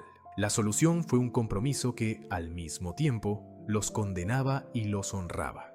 El shogun ordenó que cometieran seppuku, pero no serían tratados como delincuentes. Se les permitiría morir como samuráis con el ritual completo. El 20 de febrero de 1703, en Sengakuji, se reunieron para el final. Uno por uno, se arrodillaron, tomaron la daga ceremonial y cumplieron el acto sin espectáculo. Cuando el último cayó, Japón entendió que había presenciado algo que iba más allá de una ejecución, una declaración final de lealtad. Fueron enterrados junto a su señor en Sengakuji, y sus tumbas se convirtieron en un lugar de peregrinación. Aún hoy mucha gente visita el templo para rendir homenaje, encender incienso y dejar ofrendas en memoria de los Ronin. Su historia se volvió parte del imaginario nacional, teatro kabuki, libros, cine, adaptaciones sin fin, y sobre todo quedó como el ejemplo definitivo de lo que significa llevar el deber hasta el último paso. Si has llegado hasta aquí en este viaje por las leyendas japonesas, gracias por quedarte. Ya estamos en la mitad del ranking y lo que viene se pone todavía más intenso. Pero hacer esto requiere horas de investigación, escritura y narración para tratar estas historias con el respeto que merecen. Si valoras este tipo de contenido largo y profundo, suscribirte nos ayuda de verdad. En un mundo de clips de 30 segundos, apoyar relatos completos es apostar por la memoria. Únete al Club Mitológico y ayúdanos a mantener vivas estas historias como deben contarse, sin recortes, sin prisa. Sigamos hacia los puestos más altos. Dejamos atrás a los samuráis históricos y volvemos al territorio de los espíritus. Ahora conocerás a una de las entidades más bellas y más letales del folclore japonés. Una mujer que parece hecha de nieve, capaz de salvarte o de congelarte con un soplo y cuya única debilidad es una promesa, la que exige a los pocos que decide perdonar. Prepárate para Yuki Onna, la mujer de las nieves. Una figura aparece en mitad de la ventisca. Es una mujer vestida de blanco, tan hermosa que casi duele mirarla, con piel de porcelana y ojos que parecen brillar con un azul helado. Se acerca a un viajero perdido y cuando su aliento roza el rostro del hombre, el frío lo reclama al instante. Pero a veces, solo a veces, Yuki Onna perdona. Y ese perdón siempre tiene un precio, una condición que jamás debe romperse. Esta es la historia de Yuki Onna, una de las yokai más famosas del folclore japonés. Durante siglos, su nombre ha perseguido a viajeros en regiones donde el invierno no perdona. Pero lo que la vuelve fascinante no es solo su poder, sino su ambigüedad. Puede ser cruel y también puede ser piadosa. Existe en ese borde inquietante entre monstruo y víctima, porque en muchas versiones, Yuki Onna no siempre fue un espíritu, alguna vez fue humana. Las historias sobre Yuki Onna cambian según la región. Algunas dicen que es el espíritu de una mujer que murió congelada y quedó anclada al mundo por el miedo y la desesperación. Otras la presentan como una presencia del propio invierno, una manifestación de la montaña cuando decide castigar a quien la desafía. También hay relatos que la describen como una figura que aparece cuando a alguien se le acaba el tiempo, usando el frío como instrumento. Pero casi todas coinciden en lo esencial. Su belleza es sobrenatural, su cercanía es peligrosa y su aparición llega con las peores tormentas, cuando el blanco lo devora todo. Su apariencia se repite una y otra vez, alta y delgada, con una gracia que parece flotar, piel pálida, a veces casi transparente, que se confunde con el paisaje nevado, cabello negro, larguísimo, como noche derramada sobre la nieve, un kimono blanco que nunca se mancha. Y en muchos relatos ni siquiera deja huellas al moverse, como si el suelo no pudiera reclamarla. Pero lo más inquietante son sus ojos. Pueden brillar como hielo iluminado desde dentro, o ser pozos oscuros donde no queda nada humano. Cuando Yuki Onna encuentra a un viajero perdido, casi siempre ocurre igual. Emerge de la ventisca como si fuera parte de ella. El hombre se queda quieto, primero por asombro, luego por una calma extraña, como hipnotizado por su belleza imposible.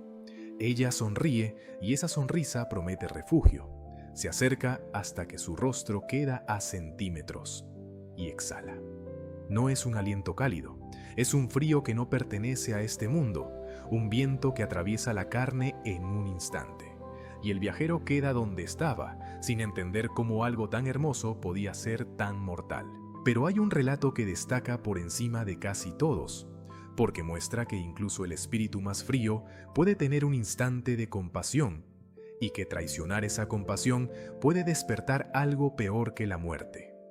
Ocurrió hace siglos, en una aldea pequeña al pie de montañas que el invierno aislaba por completo. Allí trabajaban dos leñadores, Mosaku, un maestro anciano, y Minokichi, su aprendiz joven. Iban juntos al bosque, día tras día, para mantener viva a la aldea cuando la nieve lo cubría todo. Una tarde de diciembre, al volver de cortar árboles, una ventisca cayó sobre ellos sin aviso. El cielo se apagó en minutos, el viento aulló. La nieve se volvió una pared. Intentaron orientarse, pero el camino desapareció. El miedo creció cuando entendieron la verdad. No llegarían a casa antes de la noche, y pasar la noche a la intemperie significaba morir. Entonces encontraron una pequeña cabaña junto al río, un refugio usado en verano y abandonado en invierno. Se metieron dentro, cerraron la puerta contra el viento y se acurrucaron para compartir el poco calor que les quedaba. Mosaku le dijo a Minokichi que durmiera, que él haría la primera guardia y mantendría el fuego vivo. Minokichi quiso protestar, pero el anciano fue firme. «Ahorra fuerzas», le ordenó. Minokichi, agotado, obedeció y se dejó vencer por el sueño, creyendo que su maestro lo cuidaría. Pero Mosaku ya estaba perdiendo la batalla. El frío se le había metido demasiado profundo, hasta los huesos. Y mientras el joven dormía, el anciano luchaba en silencio contra una noche que no perdona. Minokichi despertó horas después, no por el calor del fuego, sino por un frío tan brutal que se incorporó de golpe, con el corazón desbocado. La puerta de la cabaña estaba abierta, golpeando contra la pared con cada ráfaga. La nieve entraba en remolinos y empezaba a cubrir el suelo. El fuego se había apagado, y junto a Mosaku, inclinado sobre su cuerpo inmóvil, estaba ella, Yuki Onna.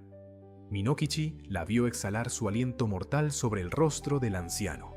Vio cómo la piel de su maestro perdía el color, cómo la escarcha se formaba en sus cejas y pestañas, cómo el cuerpo se rendía a una quietud imposible. El terror lo clavó al sitio. No pudo gritar, no pudo moverse, solo mirar, mientras el espíritu del invierno se llevaba al hombre que había sido como un padre. Cuando terminó con Mosaku, Yuki Onna giró lentamente la cabeza hacia Minokichi. Sus ojos brillaron en la penumbra, se acercó flotando sobre la nieve del suelo y Minokichi supo con una certeza fría que iba a morir. Cerró los ojos esperando el soplo helado, pero no llegó. En su lugar oyó una voz suave, como viento entre pinos, fría, musical, imposible de olvidar. Yuki Onna le dijo que era joven y hermoso y que había algo en él que le recordaba a alguien de otro tiempo. Alguien a quien ella había amado antes de convertirse en lo que era. Y por esa razón, solo por esa razón, le perdonaría la vida. Pero el perdón venía con una condición, una promesa que no debía romperse jamás. Yuki Onna se inclinó hasta quedar tan cerca que Minokichi pudo ver su propio miedo reflejado en esos ojos brillantes. Le susurró que si alguna vez le contaba a alguien lo que había visto, si alguna vez mencionaba su existencia o la muerte de Mosaku, ella volvería por él. Y no sería rápido. Minokichi, temblando, asintió. Juró guardar silencio. Yuki Onna lo observó un largo instante, como si leyera su alma para decidir si la promesa era real. Luego se desvaneció, sin pasos, sin sonido, como si la oscuridad la hubiera absorbido. Solo quedó Mosaku, inmóvil, como prueba de que la pesadilla había sido verdad. Al día siguiente, cuando la tormenta amainó, aldeanos salieron a buscarlos y encontraron la cabaña. Mosaku estaba muerto, congelado. Minokichi seguía vivo, pero roto por dentro, balbuceando palabras sueltas sobre espíritus. Los aldeanos asumieron que el shock de ver morir a su maestro le había trastornado la mente. Lo envolvieron en mantas, le dieron té caliente y lo llevaron de vuelta al pueblo, repitiendo la explicación más fácil. Los inviernos se cobran vidas cada año. Nadie pronunció el nombre de Yuki Onna, y Minokichi, recordando la advertencia, tampoco lo hizo. Enterró el secreto tan hondo como pudo, esperando que nunca saliera a la superficie. Pasó un año. Las estaciones giraron como siempre. El hielo cedió, la primavera abrió flores, el verano maduró y el otoño volvió a apagar el mundo. Minokichi siguió siendo leñador, pero jamás regresó a aquella cabaña junto al río. Evitaba las montañas cuando el cielo amenazaba nieve, y cada invierno dormía intranquilo, con pesadillas de ojos que brillaban y un aliento que cortaba el alma. Hasta que una tarde, de regreso del bosque, se cruzó con una joven caminando sola por el camino. Era de una belleza extraña, piel pálida, cabello negro hasta la cintura, una calma que no encajaba con el frío del aire. Dijo llamarse Oyuki. Dijo que su aldea había sido destruida por una avalancha y que buscaba un nuevo hogar. Minokichi, movido por compasión y por algo más difícil de nombrar, le ofreció refugio. Oyuki se quedó. Con el tiempo, Minokichi y ella se enamoraron. Se casaron según las costumbres de la aldea y tuvieron hijos. Oyuki era una esposa ejemplar, amable, trabajadora, tranquila. La gente decía que Minokichi había sido bendecido. Solo había un detalle inquietante. Oyuki no envejecía. Pasaban los años y ella seguía viéndose igual que el primer día, sin arrugas, sin canas. Minokichi lo notaba, por supuesto, pero prefería explicárselo con suerte, con milagro, con destino. No quería hacer preguntas que pudieran romper la felicidad que por fin había encontrado. Así pasaron 10 años. Una noche de invierno, con los niños dormidos y la nieve cayendo suave afuera, Minokichi y Oyuki se sentaron junto al fuego. Las llamas iluminaban el rostro de su esposa, y Minokichi se quedó mirándola como si aún no pudiera creerlo. Le dijo que cada día la amaba más, que era imposible que existiera alguien más hermosa. Y entonces, sin pensar, sin recordar, dejó caer la frase que nunca debió pronunciar.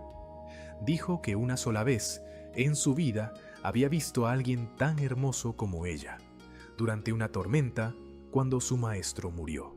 Habló de una mujer de nieve y hielo, de una belleza mortal. En cuanto las palabras salieron, Minokichi sintió que la sangre se le helaba. Había roto la promesa. Oyuki se quedó inmóvil. La sonrisa se le borró lentamente. Sus ojos, que habían sido cálidos, se volvieron fríos, como hielo a la luz de la luna.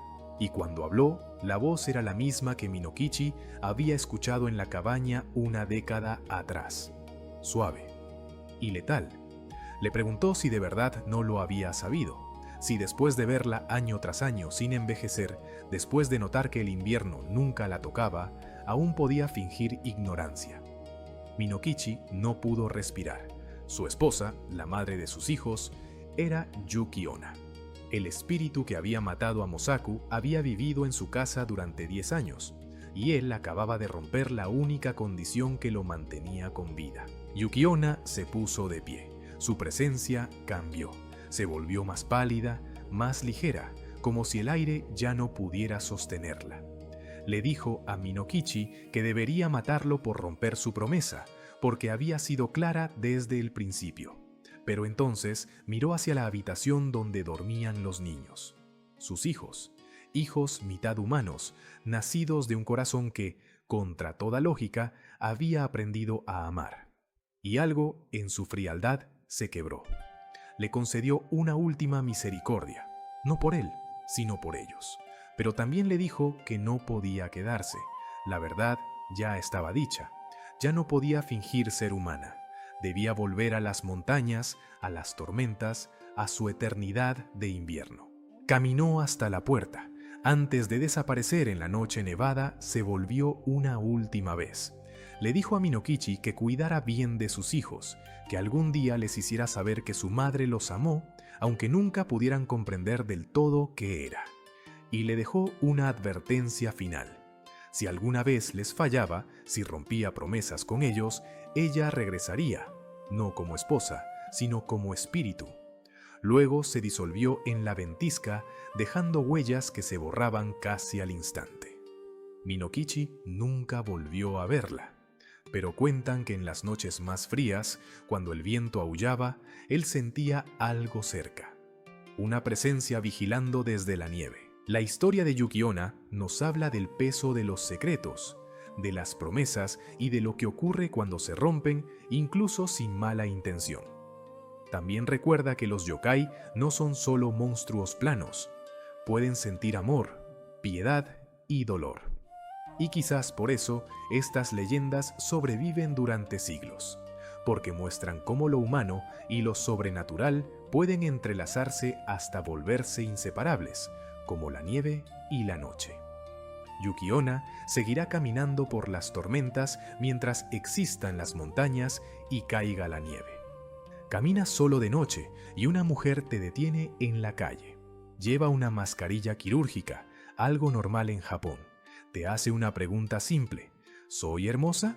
Si respondes que sí, se quita la mascarilla y revela una boca cortada de oreja a oreja. Una sonrisa imposible, una pesadilla hecha carne. Y te pregunta otra vez: ¿y ahora? Digas lo que digas, ya estás en su juego.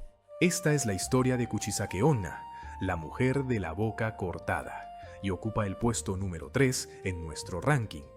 Es una de las leyendas urbanas más temidas de Japón, un relato que ha ido cambiando con cada época sin perder su núcleo de horror.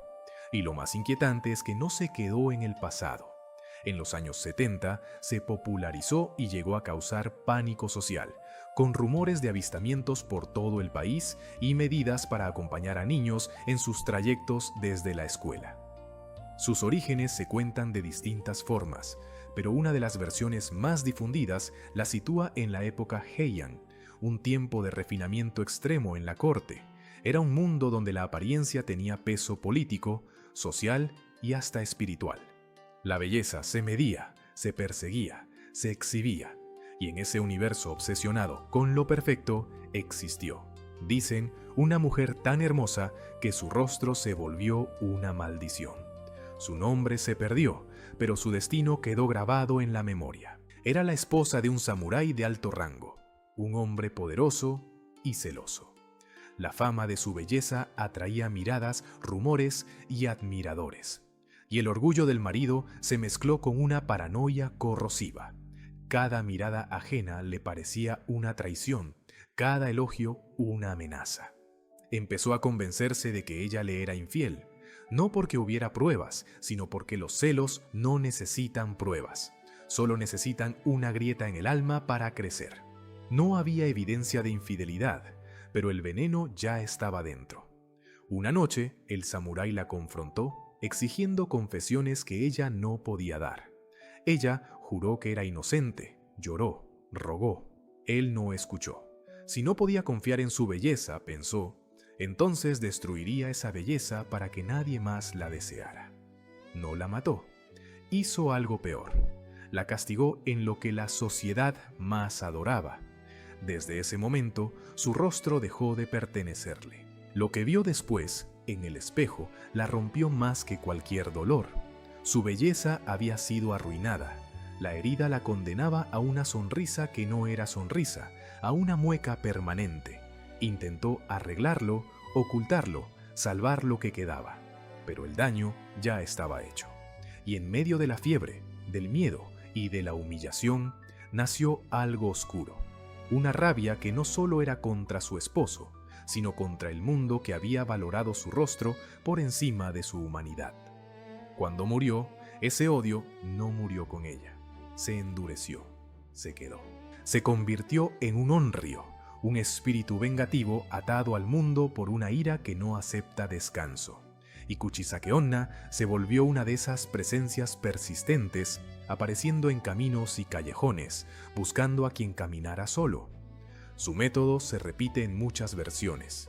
Pregunta si eres hermoso o hermosa, y en función de tu respuesta, o incluso sin importar lo que digas, la violencia llega como castigo y como contagio, como si quisiera repartir su maldición.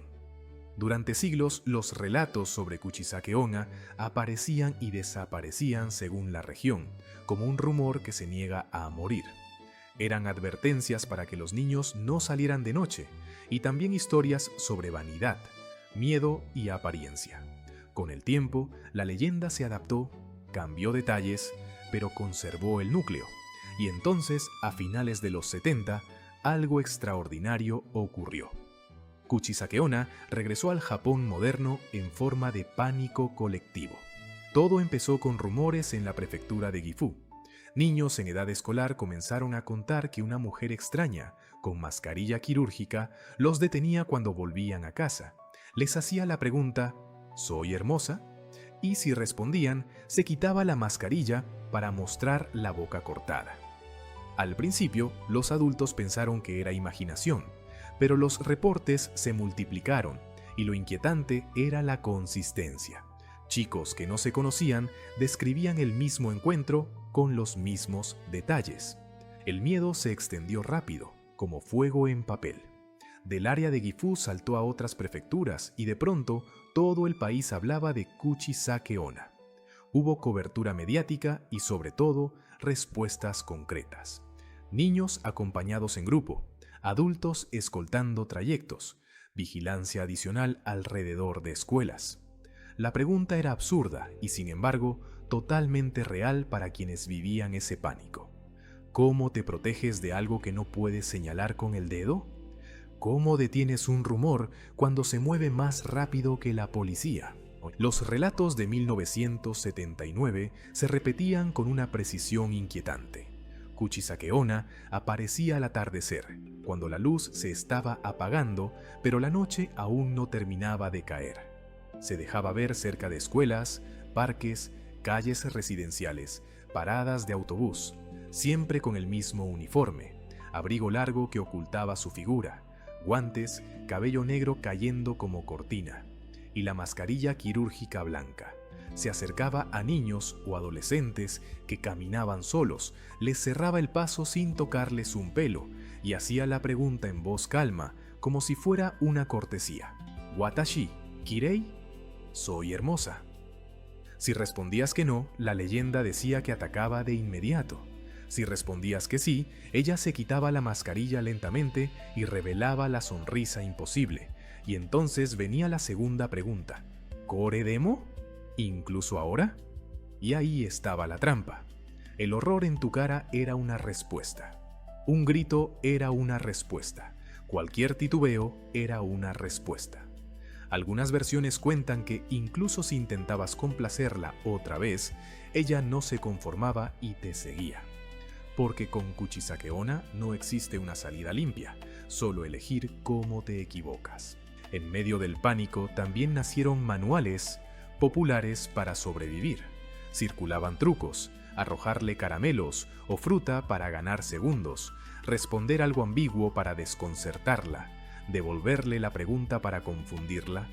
Incluso se volvió famoso un supuesto amuleto verbal, repetir pomada para ahuyentarla, como si la palabra abriera un recuerdo desagradable ligado a ungüentos médicos.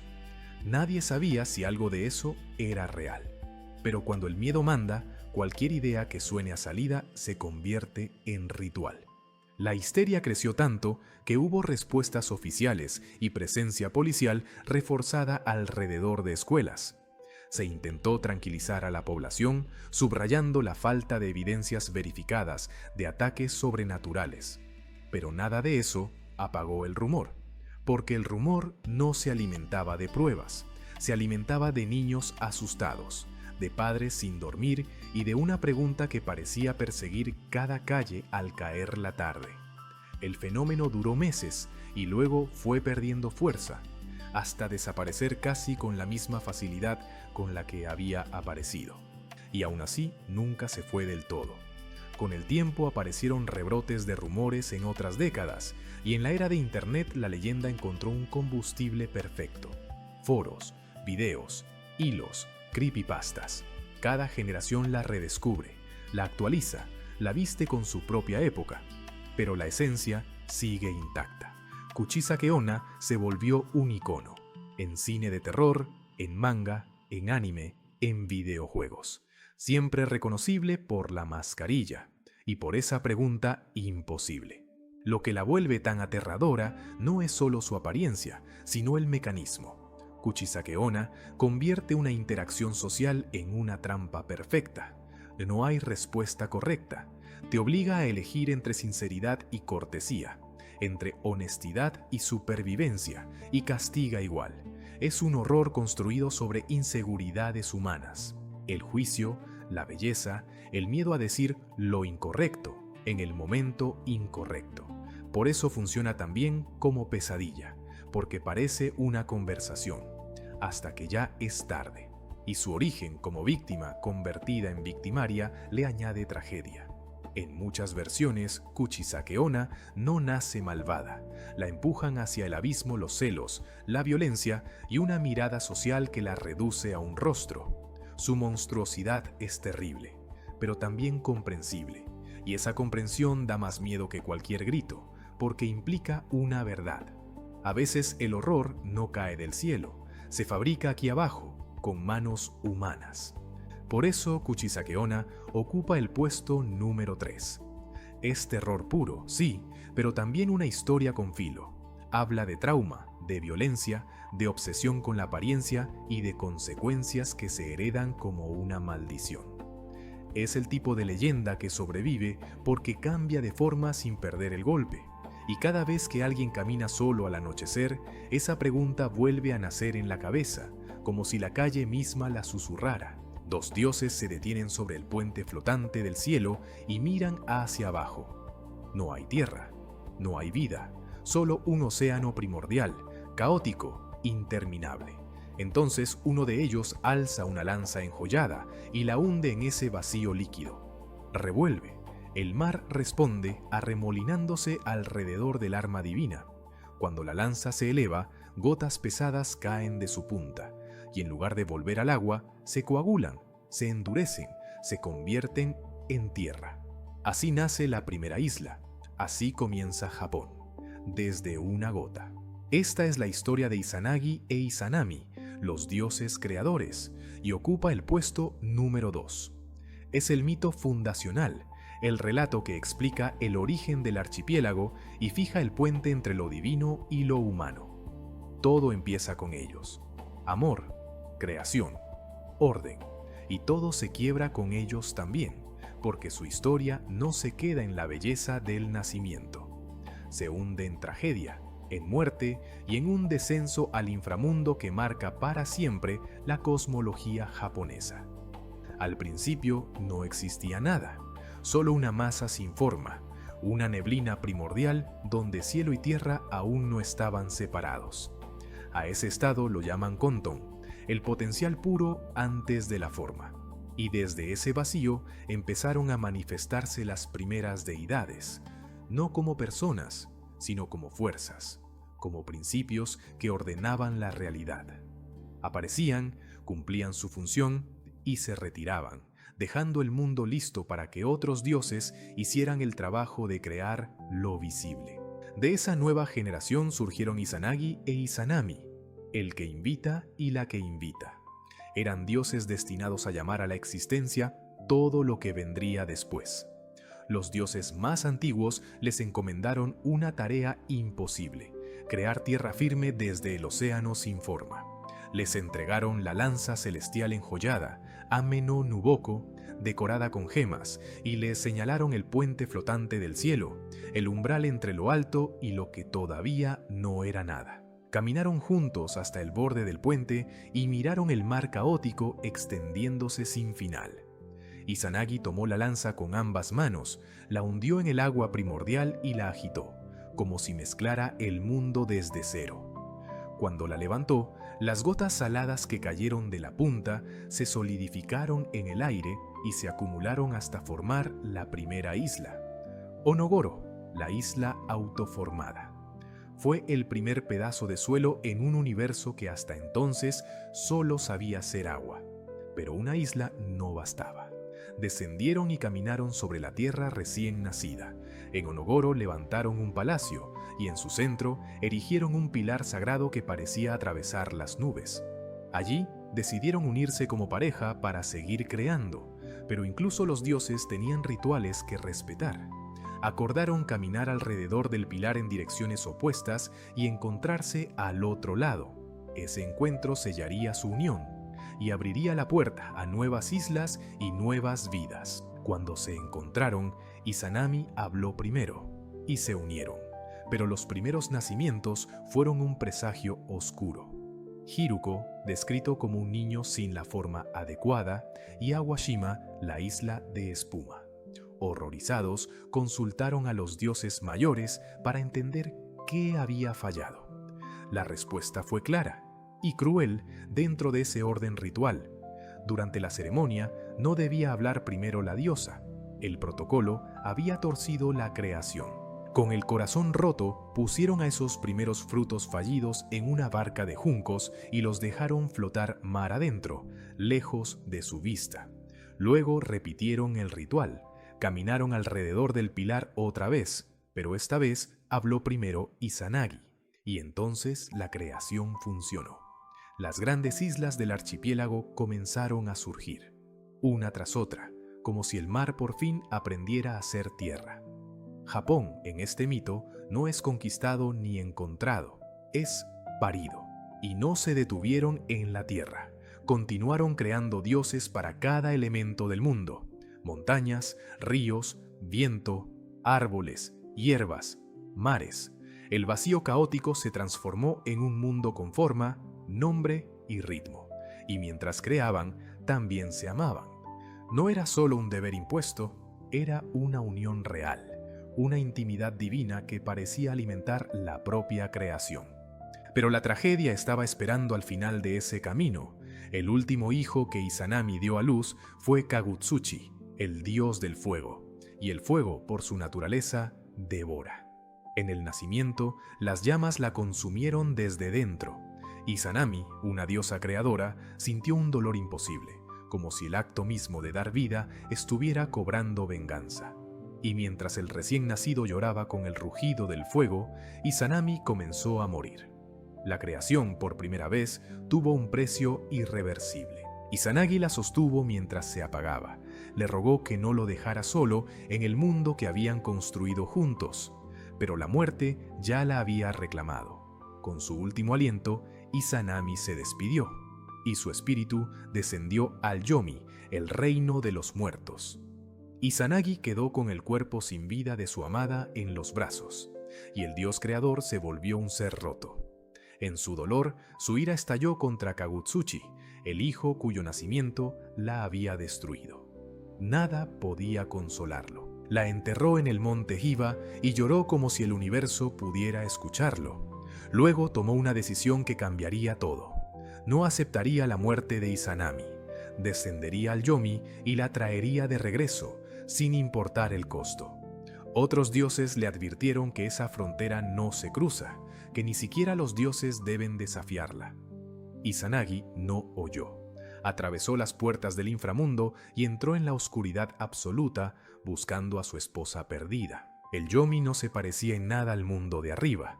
No había luz ni color, solo una oscuridad densa, casi líquida. El aire estaba cargado de un hedor a descomposición que parecía pegarse al alma. Las sombras de los muertos vagaban sin rumbo. Izanagi caminó por ese paisaje llamando el nombre de Izanami, con la voz rebotando en un vacío sin respuesta, hasta que por fin la escuchó. Era su voz, sí, pero cambiada, hueca, distante. Le dijo que había llegado demasiado tarde, que ya había comido la comida del Yomi, y quien come en el reino de los muertos queda atado a él para siempre. Ya no podía volver, pero Izanagi rogó. Le dijo que el mundo que habían creado juntos estaba incompleto sin ella, que sus hijos necesitaban a su madre, que él la necesitaba. Izanami, conmovida por su desesperación, accedió a intentar negociar con las deidades del Yomi para obtener permiso de partir. Pero le dejó una advertencia crítica. No debía intentar verla mientras ella hablaba con los dioses del inframundo. Tenía que esperar en la entrada, sin encender luz, sin mirarla, sin romper ese límite hasta que ella regresara con noticias. Izanagi lo prometió. Se sentó en la oscuridad y esperó. Y lo que fueron minutos se volvieron horas. Lo que fueron horas empezaron a sentirse como días. La ansiedad le crecía en el pecho como una sombra viva. ¿Qué estaba tardando tanto? ¿La estaban castigando? ¿Estaba en peligro? Al final, la curiosidad y el miedo vencieron a la promesa. Izanagi rompió una púa del peine que llevaba, la encendió como antorcha improvisada y se adentró en el palacio del Yomi. La luz temblorosa iluminó pasillos húmedos, paredes manchadas, aire pesado, y entonces la encontró. Pero Izanami ya no era la diosa hermosa que él recordaba. La muerte la había transformado en una forma en descomposición, corrompida, irreconocible. En algunos relatos, 8 dioses del trueno se aferraban a su cuerpo o habían nacido de él, como si la putrefacción fuera un nido de divinidad oscura. Y cuando ella lo miró, en ese rostro había algo entre vergüenza y furia. Izanagi gritó. No pudo contenerse. El horror de ver a su amada convertida en algo que su mente no podía aceptar fue demasiado, incluso para un dios. Soltó la antorcha y huyó. Corrió hacia la salida del Yomi con desesperación ciega. E Izanami, herida por la humillación de haber sido vista y enfurecida por la promesa rota, lo persiguió. Ordenó a las brujas del Yomi, las Yomotsu Shikome, que fueran tras él. Y envió también a los dioses del trueno para que la caza fuera imposible de detener. Al final, la persecución dejó de ser un escape, se volvió un juicio. Izanagi corrió como nunca había corrido, y para ganar segundos, arrojó tras de sí objetos sagrados que se transformaban en comida. Lanzó lo que sujetaba su cabello y se volvió uvas. Arrojó su peine y brotaron retoños de bambú. Las perseguidoras se detuvieron un instante para devorarlos y ese instante le dio aire. Por fin vio la luz, el portal de salida, el límite con el mundo de los vivos. Cruzó el umbral y con fuerza nacida de la desesperación, selló la entrada con una roca gigantesca, bloqueando el paso entre ambos mundos. Izanami llegó demasiado tarde y quedó atrapada al otro lado de la roca. Desde la oscuridad, su voz atravesó la piedra con dolor y veneno. Juró que mataría a 1000 personas cada día. Izanagi respondió desde el lado de la luz con una promesa opuesta. Entonces él haría nacer a 1500 cada día. Así, en esta ruptura divina, se fija un principio brutal del mundo humano. La muerte es inevitable, pero la vida insiste, se multiplica, empuja hacia adelante. No fue una reconciliación. Fue un equilibrio nacido del rencor. Izanagi nunca volvió a ver a Izanami. Regresó al mundo de arriba contaminado por el contacto con el Yomi y tuvo que purificarse en un río. Y de ese rito de limpieza nacieron deidades cruciales. Amaterasu surgió de su ojo izquierdo, Tsukuyomi de su ojo derecho y Susanoo de su nariz. Los llamados 3 nobles hijos no nacen aquí de un amor celebratorio, sino como consecuencia directa de la muerte, la separación y la necesidad de limpiar la mancha del inframundo. La historia de Izanagi e Izanami en el puesto número 2 enseña que ni siquiera los dioses son inmunes al dolor, y que la muerte puede convertir el amor en horror con una sola mirada prohibida. También marca una frontera absoluta. Hay límites que, una vez cruzados, no permiten regresar intacto. Y como mito fundacional, convierte el origen de Japón en algo más que geografía, una creación sagrada nacida de una unión divina y definida para siempre por una separación. Una espada descansa en un santuario donde ningún ojo mortal debería verla. Ha permanecido oculta y sagrada durante siglos, ligada a las reliquias imperiales y a la idea de autoridad legitimada por lo divino. Pero antes de convertirse en símbolo, esa espada estuvo enterrada en el lugar más impensable, dentro del cuerpo de un monstruo, esperando a que un dios caído encontrara por fin una forma de redimirse. Esta es la historia de Kusanagi no Tsurugi y ocupa el puesto número 1. En la tradición se asocia a las insignias imperiales y a la conexión simbólica entre el poder terrenal y el linaje celestial. Pero, más que un objeto, es un puente narrativo. Une dioses, monstruos y destino político en una sola línea de acero. Y para llegar a ella hay que seguir al más impredecible de los dioses nacidos tras la tragedia, Susanoo. Susanoo era el hijo problemático de Izanagi, nacido después del descenso al Yomi y la purificación. Mientras Amaterasu representaba orden y luz, Susanoo era tormenta, impulsivo, contradictorio, imposible de contener. Le asignaron dominios, pero él se consumía en un deseo oscuro, estar con su madre, Izanami, aunque estuviera atrapada en el inframundo. Ese dolor se volvía furia y la furia se volvía desastre. Era poder sin dirección, y justamente por eso su historia termina siendo la de una redención brutal. Con el tiempo su conducta se volvió intolerable, subió al reino celestial, provocó destrucción y terminó siendo castigado y expulsado. La consecuencia fue cósmica. El conflicto empujó a Amaterasu a ocultarse, sumiendo al mundo en oscuridad, y Susanoo cayó del cielo a la tierra, desterrado y humillado.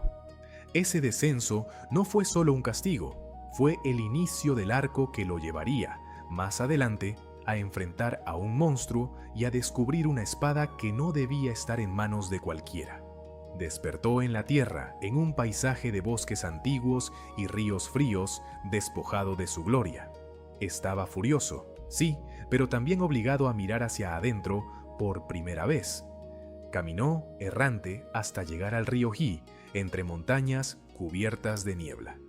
Allí vio algo pequeño y extraño flotando, un par de palillos, y entendió lo que significaba gente río arriba.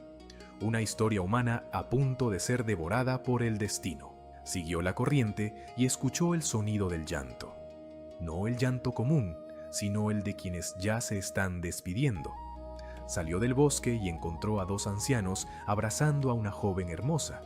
Los 3 lloraban como si estuvieran velando a alguien que aún respiraba. Susanoo preguntó qué ocurría. El anciano, Ashinazuchi, alzó la vista con ojos hinchados de pena y comenzó a contar su tragedia. Ashinazuchi y su esposa Tenazuchi habían tenido 8 hijas. Y durante 7 años, una criatura bajaba de las montañas y devoraba a una de ellas como si fuera un tributo inevitable. Ahora solo quedaba Kushinada Hime, la última. Mañana llegaría el monstruo. Mañana se acabaría todo.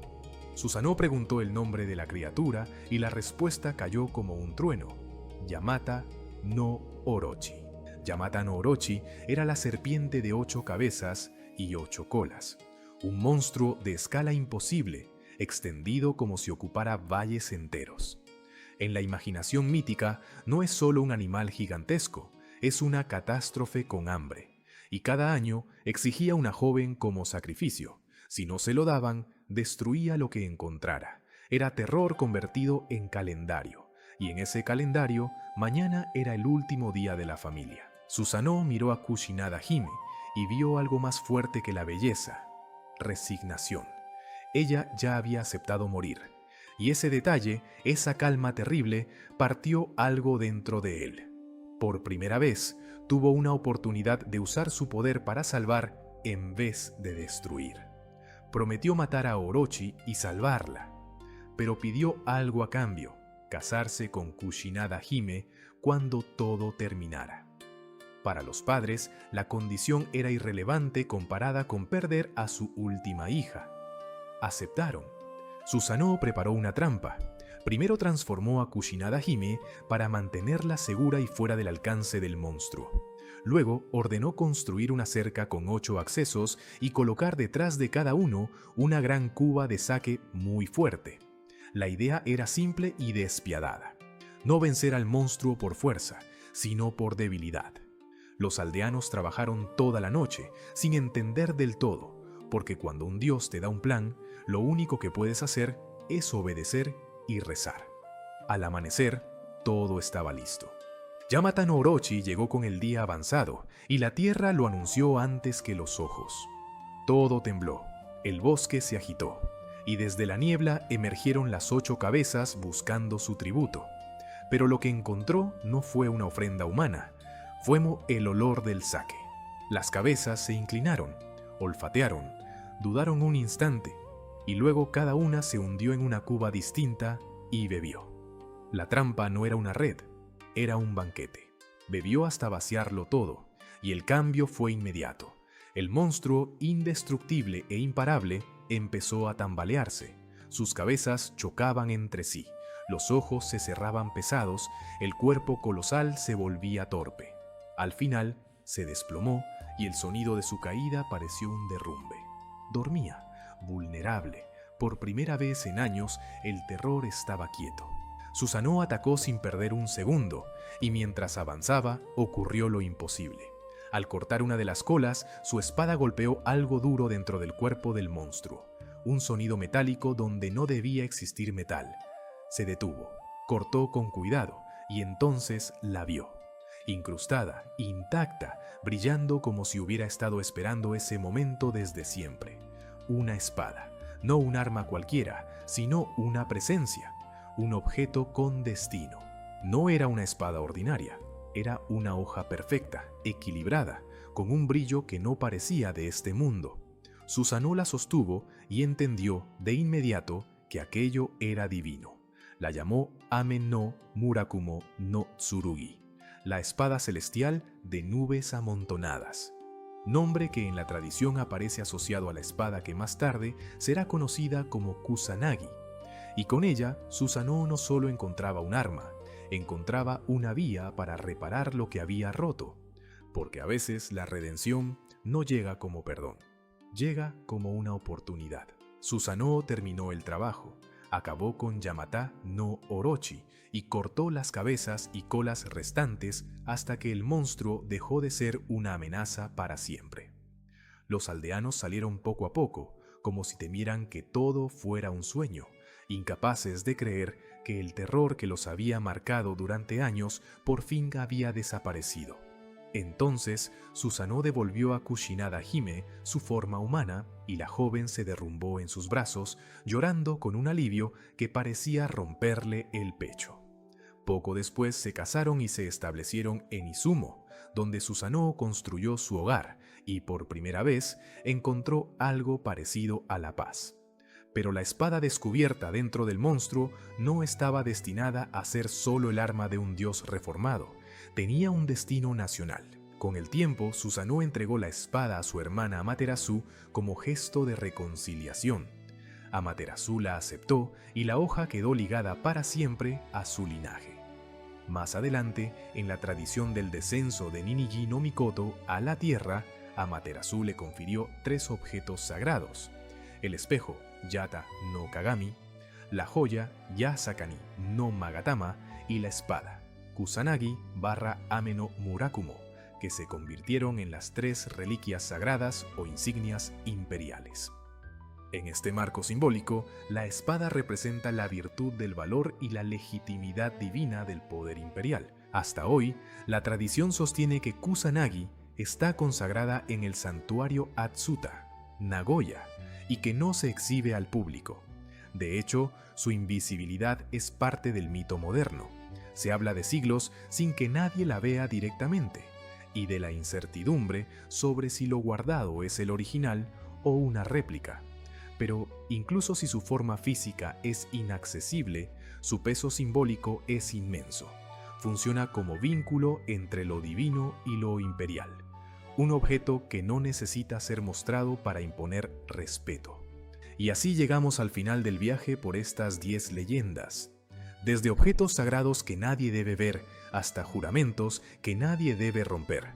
Todo el recorrido habla del mismo nervio: honor, deber y consecuencias. En estas historias, el honor no es una idea bonita, es una decisión concreta, con costo real. Es elegir el sacrificio cuando sería más fácil escapar, como si la dignidad pesara más que la vida. También revelan un respeto profundo por la naturaleza y por el equilibrio. El invierno que puede matarte, el monstruo que parece montaña, el mar que te traga si olvidas que no lo controlas.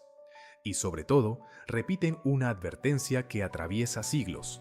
Una promesa no es solo palabras. En Japón mítico, la palabra dada es un hilo que ata destinos. Y cuando se corta, el mundo o el corazón se rompe con él. Pero la mitología japonesa rara vez es blanco y negro. Entre la dureza aparece compasión. Yuki-onna puede perdonar, Susanoo puede redimirse, incluso un monstruo social como Kuchisake-onna carga una raíz trágica en muchas versiones. Esa mezcla hace que los relatos se sientan humanos, aunque hablen de dioses y espíritus. Te dicen, puedes cambiar, pero no puedes escapar de lo que haces. Y por eso estas historias sobreviven, porque transmiten verdades universales: miedo, amor, pérdida, orgullo, culpa, filtradas por símbolos japoneses, y porque han dejado huella en la cultura moderna. Desde el terror urbano contemporáneo hasta la épica fantástica, el eco de estos mitos sigue apareciendo una y otra vez en narrativas actuales. Conocerlas no es solo saber folclore, es entender una raíz cultural que todavía produce ramas nuevas. Antes de despedirnos, gracias por quedarte hasta el final. Si has escuchado casi 2 horas de mitología japonesa, eres exactamente el tipo de persona que queremos en esta comunidad. Si aún no estás suscrito al Club Mitológico, te invito a hacerlo. Tu apoyo hace posible seguir investigando durante semanas, escribiendo guiones largos y contando estas historias como se merecen, completas. Únete y ayúdanos a mantener vivas estas leyendas. Y ahora te toca a ti. ¿Cuál de estas 10 leyendas te pareció más fascinante? ¿La tragedia de Izanagi e Izanami, el terror de Kuchisake-onna, la lealtad de los 47 Ronin o la épica de Susanoo contra Orochi? Déjamelo en comentarios. Y si conoces otras leyendas japonesas que deberían estar aquí, cuéntame cuáles. Quizá hagamos una segunda parte. Por último, ¿Qué historia te gustaría ver expandida en un video individual de 1 hora? Tu feedback decide el próximo contenido.